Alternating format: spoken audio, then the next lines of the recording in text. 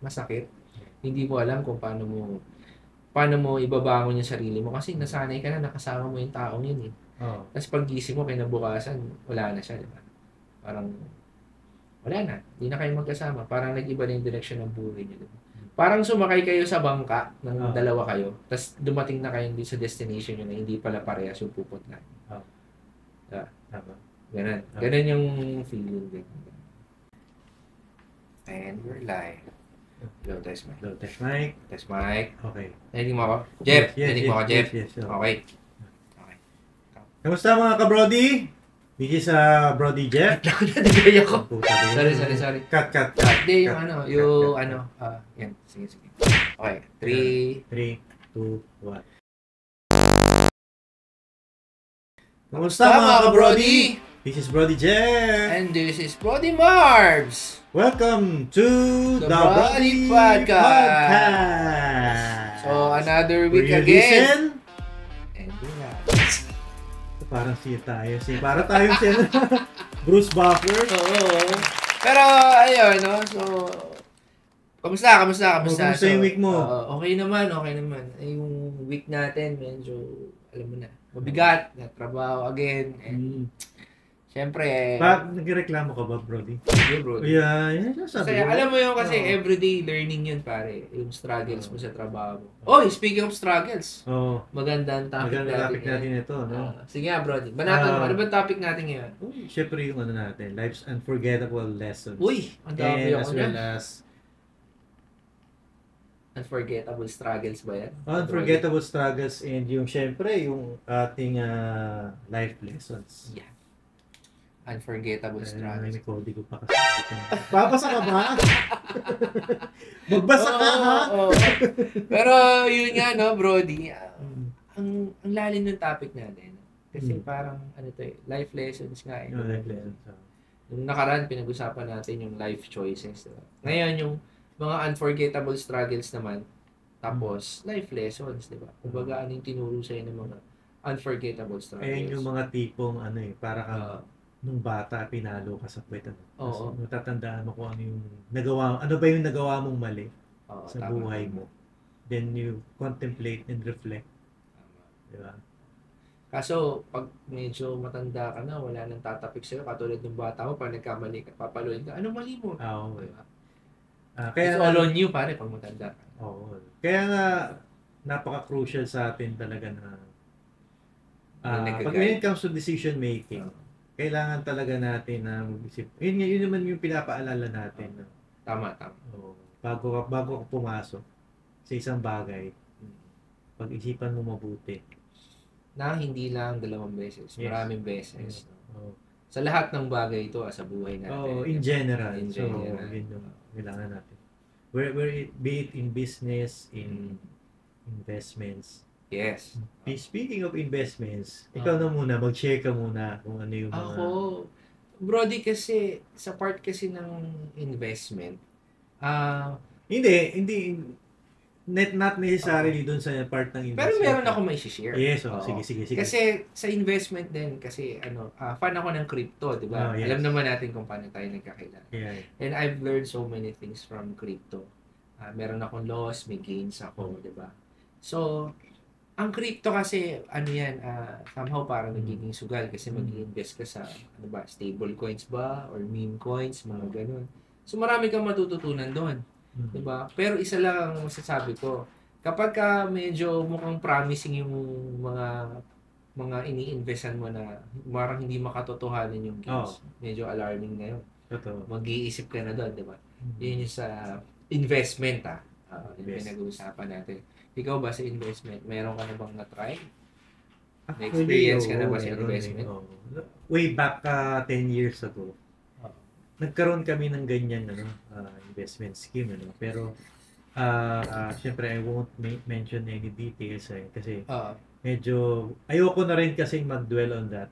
Okay. So it will remind me of para kasi mangyari yan. I will just add fuel to the fire. Okay. So, ano bang in short, medyo lang kami, natakbuhan kami ng pera. Medyo malaki siya. Medyo masakit yan, Brody. Oo. Tapos, syempre, ang family namin dyan nagsuffer.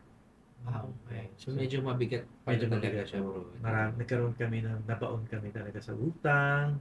Because of that investment. Yes, so, and then may mga taong naghahabol sa amin. So, ayun, medyo ano siya, medyo mahirap din sa part namin, ng time na yun.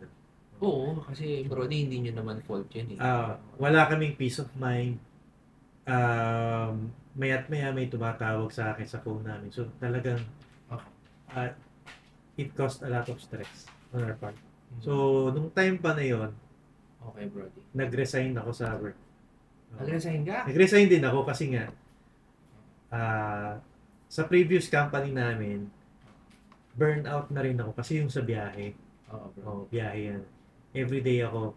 Ang area of assignment ko, Manila, which is Okay, Kamanaba. So, ang layo ng travel time pa lang, bugbog ka na. Oo, malayo. So, nung time na sabi ko, ay, mukhang okay ito mukhang ano nagiging okay yung investment. So, sige. Okay. I-try ko na i-full time. Oo. Yun pala yung naging life lesson. Mali yung ginawa. So, parang, Isa yun doon. Part of it na dapat hindi ko pala siya hindi ko pinabayaan yung work ko. Okay. Tama. Okay. Buti na lang at na-overcome rin namin eventually. Madugo yung buti. Kasi mahirap talaga loss pag pera, bro.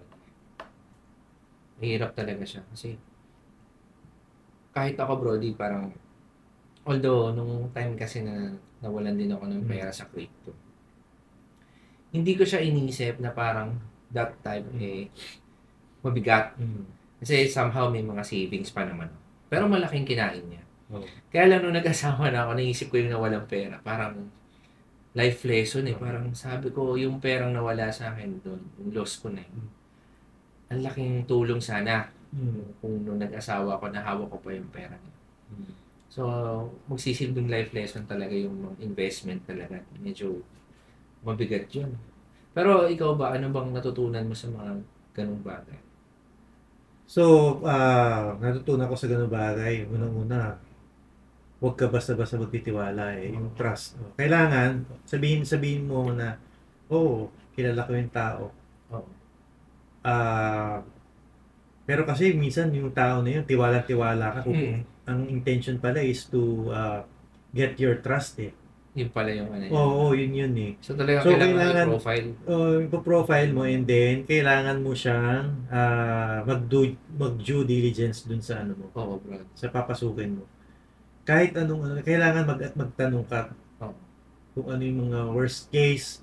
Pero kasi like us, hindi naman kami kasi negosyante pa. Hindi kami naging negosyante that time. So wala talaga kaming knowledge on that investment. So ang alam lang namin talaga, wow, okay ito So, yun. So, ang advice lang, siguro, yun na rin, talagang, yun lang talaga yung due diligence Tapos, yung sinasabi nila na, if it's too good to be true. Yes, especially yung return, no? Yung return. Negative talaga yun. Kailangan mo talagang pag-isipan. Pag-isipan mabuti. Hirap. Kaya kayo mga ka-Brody, pagka medyo alam nyo promising yung diba? Return. Oo. Promising yung return, huwag nyo lang pasukin. Contemplate kayo, Brody, kasi magsisilbing life lesson sa life lesson yun. Unforgettable struggle yun, mga ka-Brody. Yung peace of mind talagang mawawala sa inyo. Yung peace of mind. Hindi kayo makakatulog na maayos. Yung maya't maya ay may tatawag sa inyo. Yun. Parang nervous ka na, no? Oo. Ayaw mo na, gusto mo nang magpalit ng number. And minsan, baka maisip mo pa yung hindi dapat. Gusto mo na lang mawala. Mawala dahil sa ganun. So, sobrang hirap, no? Yun, mga ka-Brody, no? Actually, ngayon ko lang din nalaman yung kwento ni Brody Jeff, no? Ano to, mga ka-Brody, no? Yung mga sinishare namin dito, ano yan, doon lang din namin nalalaman at first yan, Kumbaga, meron lang kaming topics na pinag-uusapan, pero yung mga sharing namin, live to. Kumbaga, ito yung mga naging struggles talaga namin. May mga bagay ako na hindi pa alam kay Brody Jeff na i-share niya. Yung may mga bagay din siya na sa akin na hindi niya pa alam. So, dito pa lang namin napag-uusapan sa The Brody Podcast. Yun yung matinding pinagdaanan ni Brody Jeff. Pera. Pare, pera yun. Kumbaga, alam naman natin bakit tayo nagtatrabaho araw-araw kasi kailangan natin ng pera. It's never an easy thing na mawalan ka ng pera. Diba? Pero Brody, maganda yan, dumaan kami sa ganun. Kasi, unang-una, ang lesson sa akin, maging wise talaga. Maging wise. So, may nakapulutan naman na meron naman. Tapos, naging strong kami. Saka yung relationship namin ng wife ko. Kasi, sino pa ba magtutulungan kung di kami tama. Hindi kami nag-iwanan. Although meron pa rin talaga kaming disagreements before na kasi ikaw alam mo yun yung parang nagkakaroon kami meron kami pointing fingers talaga. Pero at the end of the day, inayos naman din namin yung yung relationship dahil doon sa pangyayari. Medyo malalim. Iba talaga, iba yung pag ikaw ang dumaan doon, hindi mo talaga gugustuhin. Very draining Brody. Mahirap talaga basta financial. So, sa life aspects naman, Brody, bukod sa investment or financial, meron ka pa bang somehow life lessons na sa tingin mo hanggang ngayon talagang dalang-dala mo pa rin? Actually, meron naman. Kumbaga parang part of it, meron talaga. Kasi sa akin, napaka-importante kasi yung education. Gagalingan mo habang nag-school ka. Ito lang to this is my opinion. Kasi nga, naging lax lang din ako. Aminin ko sa'yo, naging lax lang din ako. Pero naman, somehow, successful pa rin naman ako. Pero naisip ko lang, dapat mas ginalingan ko pa nung bata ako. Okay. Kasi, naniniwala ako na yung schooling is very isa siyang training ground para mag-build ka ng habit mo in the future as well as discipline. Wow, ganda nun, Brody. So, kung disiplinado ka, kasi naniniwala talaga ako, kung na-build mo yung discipline, it will go a long way, maging responsible ka. So, discipline talaga is the hallmark of excellence. May I share na rin, no? Before, when I was a student back then, nung high school ako, and at some certain point of my life nung nag-start din ako sa college nung pinakuha ko ng father ko dati ng engineering. Ganun ako, hindi ko masyado sinasa puso yung mga natututunan ko. Pero hindi ako masamang estudyante. It's just that medyo bata ka pa, hindi pa ganun ka-matured yung mga decision making mo na parang may mga tinuturo sa school na hindi mo masyado inisip na very impactful pala kung talagang pinractice mo, di ba?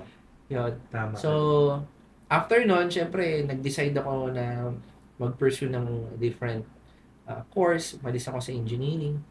Doon ko natutunan yung buhay.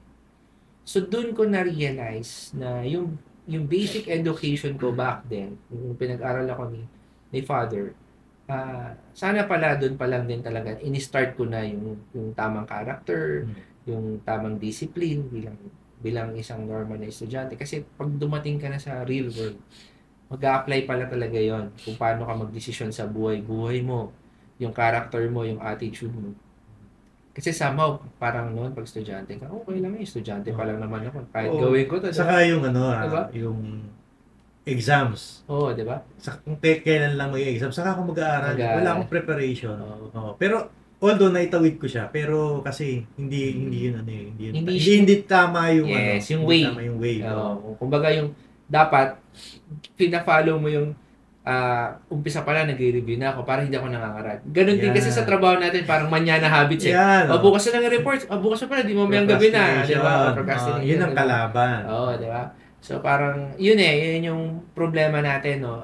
So tama naman na sa mga estudyante, kaya ako, actually, may mga classmate ako before na hindi rin sobrang galing sa school, pero ayaw nilang inaabutan silang deadlines. Oo, totoo. Diba? Ayaw nila na pagdating na ng quiz, dun pa lang sila mag-review. At least nakapagbasa na sila bago mag-quiz. May mga ganun tao, and nakikita ko yung mga ganun tao, maagap sa work, kumbaga maagap sila sa mga decision making sa buhay. Okay ang buhay nila. Diba? I admire those people na masyadong maaga nag-mature. Diba? Ang galing lang yung masasabi ko pagdating sa ganyang bagay. So, ayun. Yun yung mga pinagdaanan ko rin nung estudyante ako na parang na-amaze ako dun sa mga classmate ko na maagap. Diba? Sabi nga nila, pag ikaw maagap ka, daig ng maagap ang masipag. Di, tsaka sabi nila pare, kapag maagap ka sa mga bagay, disiplinado ka. Disiplinado ka sa decision making. Kasi alam mo parang pag sinabi mo kasing maagap parang iniisip mo, ay gusto ko ganito, dapat ganito yung mangyari. For the betterment ng gagawin mo. Diba? Maganda yung preparation mo nun. Pag maaga ka. Tama. Submissions. Lahat. Kasi kung ano yung ginagawa niyo sa school, ganun din naman sa trabaho. May mga deadlines. May mga kailangan kang habulin. Diba? You reap what you sow. Alam mo, meron akong na panood kay RDR. You see J. De Los Reyes. Okay. Sabi nga niya, dapat galingan mo kasi ang buhay may interest. Interesting yun may interest. Kasi kung ano yung itatanim mo at ginalingan mo, yun ang aanihin mo. Pero, syempre, kung sa school kasi, yun nga, just the same, babalik tayo dun sa na maganda yon kasi naging disiplinado siya. Tapos, ang kagandahan nun, na may mga knowledge siyang na-acquire talaga. Talagang lahat ng pinag-aaralan niya na-i-apply. Ang galing. Talagang saludo rin tayo sa mga ganyan. Galing. Ang ganda rin yung kay RDR. RDR. Tsaka ano yun, Brody? I think it's one of the best practices ng mga naging successful na tao, di ba? Kasi they know how to handle everything, di ba? Ahead of time. Kasi maagap sila. Di ba? Kasi isipin mo, paano ka magsasucceed sa isang bagay kung lagi kang late? Yeah. Naman. Diba? Isipin mo yan. Kumbaga, umabot ka nga sa deadline, pero yung quality ng ginawa mo. On the dot. Diba? Kumbaga, hindi mo masabi. Quality, kasi nagmamadali ka. Para lang may pasa ka, hindi mo pinag-isipan. Yes. Mako-compromise yung quality ng gawa mo, diba? Alam naman natin kapag nagtatrabaho ka, you are being paid based dun sa outcome ng trabaho mo. And we are talking about quality ng trabaho. Quality talaga. Yun. So, yun ang gusto namin sabihin sa inyo na kailangan i-practice nyo pa lang yung ganong attitude. Discipline. Diba? Kasi sa mga life lessons natin, I think one big factor talaga is discipline. Diba? Na kapag hindi mo din disiplina yung sarili mo, magiging life lesson talaga sa'yo. Meron kang it's positive or negative, magkakaroon talaga ng lesson yan sa buhay mo, di ba? Isipin mo, kung hindi ka disiplinado mag-ipon, mahirapan ka, dadaming utang mo. Yes. Utang dito, ibabayad ko doon. Paano na yan? Magpapile up ang utang. Pero hindi namin sinasabi na mali na magkaroon ka ng utang. Diba? Part naman ng buhay ang utang. Pero, syempre, ayoko talaga ng utang. Yes. Ang lang doon, kung mangungutang ka, ay talaga siguraduhin mo sa maganda mapupunta, hindi yung kung saan lang. Tsaka para lang you sa have the means to pay, di ba? Para lang sa luxurious life mo, di ba? Kumbaga, you have the means to pay. Yeah. Yun naman siya, di ba? So, ayun. Yung life lesson, Brody, masasabi natin na parang in general, nag-a-apply rin talaga lahat yung mga yun. Yes, ito yung gusto ko dito sa podcast natin. Lahat na ano niya. Natatap niya, di ba? Natatap natin. Tsaka siguro, ano rin to, best, tawag dito, best guide na makikita nyo rin sa mga ibang platform kasi ito based on our experience na. So, napagdaanan na namin. Ako, bukod dun sa investment, marami akong mga life lessons and struggles na hindi ko makakalimutan sa buhay ko, di ba? Meron akong mga bagay na ginawa sa buhay ko na hindi ko na maibabalik na medyo naging regrets na rin. Kumbaga ngayon, lesson na lang siya, di ba? marami akong instances na nagkaroon ako ng impulsive decision making, 'di ba? Kasi parang based on my emotions doon ako nagdesisyon, which is hindi dapat ganoon, 'di ba? Mahirap eh kasi pag nag-base ka sa emotion mo, wala nang bawian 'yon pagka kasi mo-judge ka na eh. Yun na yung naging outcome eh, 'di ba? Totoo. Masasabi mo na parang dapat pala ganito yung ginawa ko, dapat. Pero kaso wala na, tapos na, 'di ba? Brody, yan naman magiging downfall ng mga akala natin magaling tayo. Akala natin alam natin lahat. Alam natin lahat. Mga ka-Brody, kailangan din natin na relearn and unlearn muna and then relearn. Kasi ang life is a continuous learning eh. Yes. So, if you are not learning, you are dying. Yes. Kasi talagang isipin mo yung baso pag nilagyan mo ng tubig. 'Di ba? Pag napuno yan, umaapaw. Yes. 'Di ba? So, ibig sabihin niya, hindi ka natatanggap ng any information. Yes. Kapag sinabi mo magaling ka na. Yes. 'Di ba? Yan yung minsan, hindi ko sinasabi na lahat na may mga talagang mga matatalino na ayaw silang nagpapatuto. Hindi sila tumatanggap ng advice from the experienced ones. Kaya, yun lang, kailangan maging sponge ka. So, kung ano yung ma-absorb mo. Yes. And kung kung excited ka sa isang bagay na matutunan, kailangan mo muna mag-unlearn bago ka mag-relearn. Tama. I-grasp mo muna para mag-grasp mo siya. Tsaka Brody, magandang i-practice ang pagiging good listener. Totoo, mga ka-Brody, may mga times kasi na parang feeling natin close-minded na talaga tayo. Parang ayaw na natin tanggapin yung mga advice ng ibang tao. Pero sometimes we have to accept the fact that we need someone, 'di ba? Yeah. We need their opinion. Kasi parang makikita natin kung tama pa ba yung tinatahak natin. Kasi mahirap pag puro sarili na lang natin pinakikinggan natin. Mahirap 'yon. Ako, Brody, ay guilty ako diyan. At some point of my life before, parang feeling ko parang kaya ko lahat gawin. Kumbaga dati parang syempre nag-aaral, nagtatrabaho ako. Tapos Superman. parang feeling ko parang sige lang, laban lang, kaya ko to, ganyan. Tapos parang feeling ko yung knowledge ko parang sige kasi nga tumatayo naman ako sa sarili kong paa, 'di ba? Ganun, hindi ako nakikinig, ganun. Hanggang sa ako, Brody, siguro yung isa sa pinaka mabigat na lesson sa buhay ko. Hindi ko ikakahiya dito sa podcast yun. Dumaan ako sa heartbreak, man. Na nakaranas ako ng heartache. Pero kailan mo na-realize na kailangan mo palang makinig? Ako kasi, Brody, ang nakapagpabukas ulit sa tenga ko, wala akong ibang in-accept na advice ng mga kaibigan ko kahit ina-advisean nila. Kasi feeling ko mas magaling ako sa kanila. May ganun akong mindset before. Yun ang at least yan, na-correct mo ako. Yes, so nabuksan lang yung pag-iisip ko that time when me and my dad had a talk. So doon niya pinaintindi sa akin na it's okay, sabi niya. Anak, sabi niya, okay lang yan. Hindi naman porket minsan umiiyak ka, hindi ka na tunay na lalaki. Sabi ng tatay ko. Makikinig ako, sabi niya, ano bang naging problema. So nagkaroon kami ng usapan ng dad ko. Sabi ko, ganito pala magkaroon ng unang heartache. Kasi parang ang nangyari is, syempre, sobrang mahal mo yung isang tao, tapos suddenly nawala. Diba? Umalis. Tapos, ang word lang na iniwan niya is, parang you're not enough. Pero sa sarili mo, parang enough ka na pala, parang kaya mo na ibigay sa kanya. Pero ang term niya is parang hindi pa, kulang ka pa. Parang hindi mo kayang ibigay yung magandang buhay para sa akin. Diba? So, yung ganung mentality, syempre, parang parang na-shock ka eh. Parang ang term mo din is, syempre, working student back then, hindi ka pag-graduate. Parang hindi mo ba ako mahihintay?